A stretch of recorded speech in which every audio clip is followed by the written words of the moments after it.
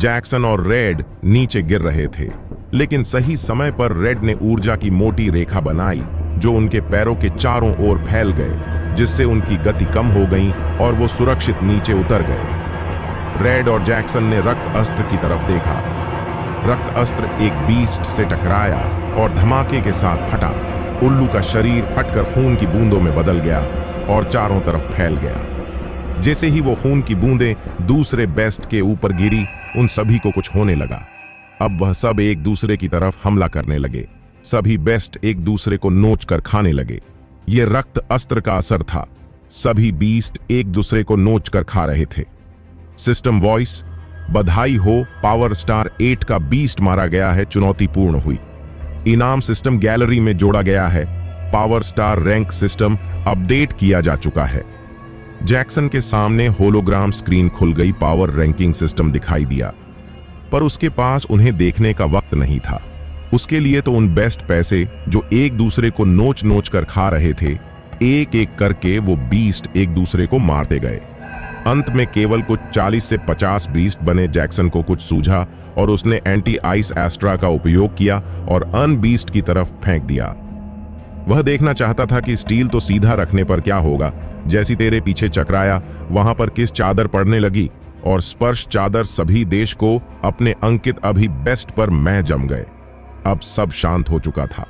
Red हैरान और confuse था। उसे यकीन नहीं था कि जंक्शन के पास कितने ताकतवर अस्त्र हो सकते हैं, पर उसे सबसे अजीब रक्त अस्त्र लगा और जैक्सन का तीर को हाथों से फेंकने का ढंग भी उसे कुछ समझ नहीं आया।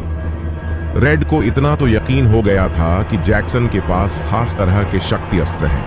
आई और बात जिसने उसे चौंकाया था, इसे कमजोर 17 का लकड़ा जो लो स्टार के बीस्ट को भी नहीं हरा सकता, उसके पास 3 तरह के शक्ति अस्त्र का होना अजीब बात थी। वास्तव में ऐसे बहुत ही कम योद्धा जिनके पास 2 या उससे अधिक तरह के शक्ति अस्त्र पाए जाते हैं। रेड ने पूछा, जैक्सन तुम्हारे पास 3 तरह के शक्ति अस्त्र हैं और तीनों अपने आप में दुर्लभ है। तुम्हें यह अस्त्र किसने दिए? और अगर तुम इसमें ही काबिल हो तो अब से पहले तुमने इसका इस्तेमाल क्यों नहीं किया? तुम सिर्फ अपने हाथ से कैसे तुम्हारे पास धनुष नहीं है? जैक्सन ने सोचा, अब मैं रेड को क्या बताऊं? क्या सच बोलूं? नहीं, उसे मुझ पर यकीन नहीं होगा। उल्टा वह मुझे पागल समझ आएगा। तो क्या करूं? हां, अभी के लिए कुछ ऐसा बोलता हूं जो काफी हो, जैक्सन ने कहा। मेरे गुरु ने अपना नाम बताने से मना किया। हे, ये उनका नियम है तो माफ करना। मैं तुम्हारे दोस्त से सवाल का जवाब जरूर दूंगा। मैं धनुष का इस्तेमाल नहीं कहता क्योंकि मुझे उसकी जरूरत ही नहीं पड़ती और मैं अभी तक ठोक ढंग से इनका इस्तेमाल करना नहीं जानता हूं, तो अक्सर ये अस्त्र मुझे धोखा दे देते हैं। रेड ने कुछ देर सोचा। उसे जैक को बातों पर यकीन तो नहीं हुआ, पर उसने उसे पहले भी खतरनाक बीस्ट से लड़ते हुए देखा था। उसने निष्कर्ष निकाला कि जैक्सन एक नौसिखिया है जिसके पास किस्मत से कुछ विशेष अस्त्र आ गए हैं। रेड ने जैक के कंधे पर मारते हुए कहा, तुम्हें तीर फेंकने के लिए धनुष का इस्तेमाल करना चाहिए क्योंकि मैंने देखा था तुम्हारे तीर को गति बहुत कम थी। तुम धनुष को मदद से उसे बढ़ा सकते हो। लंबी दूरी के युद्ध में तुम हार सकते हो। जैक्सन को रेड की बात में दम लगा। वो तीर को हाथ से ही फेंक रहा था, जो कि बहुत बेढंग तरीका था। जैक्सन ने कहा, टी सही कह रहे हो, मुझ धनुष अभ्यास करना चाहिए, पर मेरे पास कोई गुरु नहीं है। मेरे पुराने गुरु जा चुके हैं। उन्होंने मुझे अपने जाने की वजह नहीं बताई।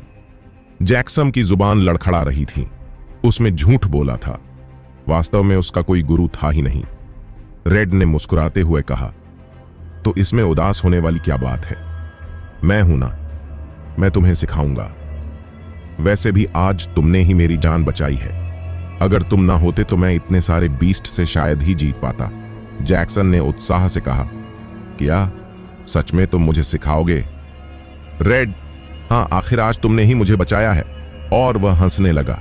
जैक्सन ने देखा कि रेड ने अभी तक अपना मास्क 1 सेकंड के लिए भी नहीं हटाया है। यह बात उसे बहुत अजीब लगी। उसने आखिर इस बारे में पूछना बेहतर समझा। तुम हमेशा मास्क में क्यों रहते हो किया? तुम्हें अजीब नहीं लगता? रेड हंस रहा। जैक्सन की बात सुनकर वह सीरियस हो जाता है। उसने धीरे से कहा, अगर मास्क हटा दिया तो बहुत ज्यादा अजीब लगेगा। जैक्सन ने कहा, अजीब लगेगा से तुम्हारा क्या मतलब है? रेड ने कहा, वो तो मास्क हटाने पर ही पता चलेगा। जैक्सन ने कहा, हां तो हटाओ दोस्त, हम दोस्त हैं ना, तो हमें दूसरे के बारे में सब पता होना चाहिए। रेड ने कुछ देर सोचा और आखिर में अपना मास्क हटा लिया। अब उसकी आंख के नीचे का हिस्सा भी दिख रहा था।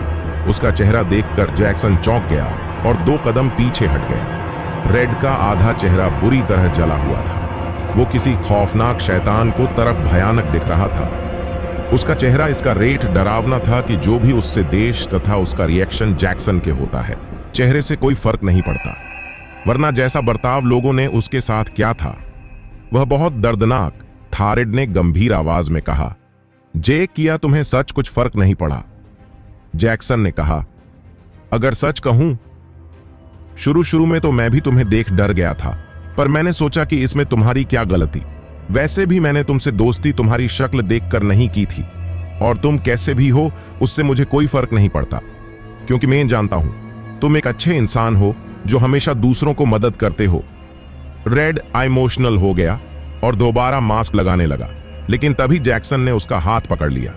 इसकी कोई जरूरत नहीं है, तुम्हें मुझसे अपना चेहरा छुपाने की कोई जरूरत नहीं है। रेड ने आह भरते हुए कहा, जैक तुम अलग हो, बाकियों से बहुत अलग। तुम्हारे अंदर कुछ तो खास है। जैक्सन ने हंसते हुए कहा, अच्छा अब सब छोड़ो और बताओ, क्या तुम्हें वह मिल गया जिसके लिए हम यहां आए थे? रेड ने जैक्सन को काला रक्त फूल दिखाते हुए कहा, हां, ये चीज इन जीवों के सिर में जड़ी हुई होती है। जैक्सन ने उत्सुक होकर कहा, यानी इन सभी के माथे पर ऐसा रक्त फूल होगा, मुझे बस उसे खींचकर अलग करना है। रेड ने हां में सिर हिलाया और कहा, हां, अगर तुम्हें चाहिए तो तुम भी ले सकते हो, यहां हजारों में पड़े हैं, पर तुम उसका करोगे क्या? जैक्सन ने गंभीर होकर कहा, मुझे बाबा के इलाज के लिए रक्त फूल चाहिए। मुझे उन्हें दिल को बीमारी है और वैद्य ने कहा है उनका इलाज सिर्फ रक्त फूल से हो सकता है। और अगर मैं, रेड ने टोकते हुए कहा, रुको, शायद तुम्हें कुछ कंफ्यूजन हुई है। यह वह रक्त फोर्स नहीं है। ध्यान से देखो, इसका रंग काला है और इलाज के रूप में काम आने वाले रक्त फूल कारण अक्सर लाल या नीला होता है। वास्तव में यह काला रक्त फूल तो बीस्ट को पालतू बनाने के काम आता है। जैक्सन, जो कि अभी खुश था रेड की बात, शंकर मायूस हो गया। वह घुटनों के बल बैठ गया। उसकी सारी उम्मीद टूट गई। रेड को यह अच्छा नहीं लगा। उसने जैक्सन को उठाते हुए कहा, है जैक, तुम उदास क्यों हो रहे हो? तुम्हें रक्त फूल चाहिए, वो मैं तुम्हें दे दूंगा। मेरे पास 3 पड़े, तुम तीनों ले सकते हो। जैक्सन ने कहा, क्या तुम सच कह रहे हो? पर मैं उन्हें कैसे ले सकता हूं? वह तो बहुत महंगा होता है और मेरे पास इतने पैसे नहीं कि मैं तुम्हें उसकी कीमत दे सकूं। रेड ने चिढ़ते हुए कहा, खुद को मेरा दोस्त कहते हो, फिर बकवास करते हो। मुझे पैसे नहीं चाहिए, मेरे लिए तुम्हारी दोस्ती काफी है। जैक्सन ने संकोच करते हुए कहा, लेकिन रेड ने टोकते हुए कहा, लेकिन कुछ नहीं, तुम रक्त फूल ले रहे हो बस। अब ये सब छोड़ो और चलो, मेरे साथ हमें महल में वापस पहुंचना है। वह घमंडी लड़की हमारा इंतजार कर रही होगी। जैक्सन ने मुंह खोलते हुए कहा, उन्हें घमंडी मत बोलो, वो तो कितनी प्यारी हैं। रेड ने चलते हुए जैक्सन को देखा। वो शर्मा रहा था। तुम भी ना जैक? प्रिंस डीमन शकुरा आइलैंड में था। वहां के पेड़ काले और घने थे। कुछ दूर चलने पर उसे किसी के पंजों के निशान दिखाई दिया। वह पंजों के निशान एक दानव के थे। पंजों के निशान से दानव के वास्तविक आकार का पता चल रहा था। डीमन प्रिंस गुस्से में चिल्लाए, पिताजी, इससे अच्छा होता कि आप मुझे सूली पर चढ़ा देते। डीमन गुस्सा और परेशान था। वो दबे कदमों से आगे बढ़ रहा था। उसने अपनी लंबी काली तलवार बाहर निकाली। साथ ही उसके हाथ में एक कड़ा था जिस पर कंकाल का चित्र बना हुआ था। यह डीमन प्रिंस का शक्ति शस्त्र था। शक्ति शस्त्र एक तरह के विषय हथियार होते जिनमें शक्ति अस्त्र को ही तरह विशेष शक्ति होती है। डीमन प्रिंस धीरे धीरे आगे बढ़ रहा था। चलते चलते उसके पैर के नीचे कुछ आया और किच किच जैसी आवाज आई। उसने देखा उस पैर के नीचे मरा हुआ चमगादड़ था। पैर पड़ते उसका शरीर कुचल गया, जिससे किच किच जैसी आवाज निकली। भले ही यह आवाज बहुत धीमी थी, लेकिन उस वीरान और सन्नाटे से भरे जंगल में हल्की से भी आवाज बहुत तेज लग रही थी। डीमन प्रिंस ने घबराकर कहा, यह महक कैसी है? हां, यह खून को महक है। उसके इतना कहते एक तेज आवाज सुनाई दी, जैसे कोई दानव चीखा हो। आवाज सुनकर बहुत चौकन्ना हो गया। उसने तलवार को आगे किया और कान लगाकर आसपास से आ रही आवाज को सुनने लगा। उसे किसी के दौड़ने की आवाज सुनाई दी जो बहुत भारी भरकम थी। धीरे धीरे वह वार और तेज होती जा रही थी। अंत में एक विशाल दानव जो आकार में 60 फीट लंबा और छाती से 20 फीट चौड़ा था, उसकी 10 आंखें और छोटा मुंह था जिसमें से 4 बड़े नुकीले दांत बाहर निकल रहे थे।